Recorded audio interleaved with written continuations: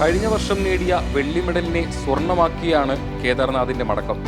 തന്റെ മികച്ച ഉയരമല്ല ചാടിയതെങ്കിലും പ്രതികൂല കാലാവസ്ഥയിലും വിജയിക്കാനായതിന്റെ സന്തോഷത്തിലാണ് കേദാർനാഥ്. മത്സരം എന്നാണ് നല്ല രീതിക്ക് തന്നെ ടൈറ്റ് ആയിരുന്നു. നല്ല കോമ്പറ്റീഷൻ ഉണ്ടായിരുന്നു. ഡിസ്ട്രിക്റ്റിൽ 1.97 ചെയ്തായിരുന്നു. ഇപ്പോൾ ഇവിടെ വന്നപ്പോൾ 9.4. കാലാവസ്ഥയുടെ ഒക്കെ ഇതിൻ്റെ ബിനോഫ മോൾ സ്കൂൾ മീറ്റുകളിൽ സ്വർണം നേടിയ അതേ ഇനം തന്നെ കേദാർനാഥും തിരഞ്ഞെടുത്തു.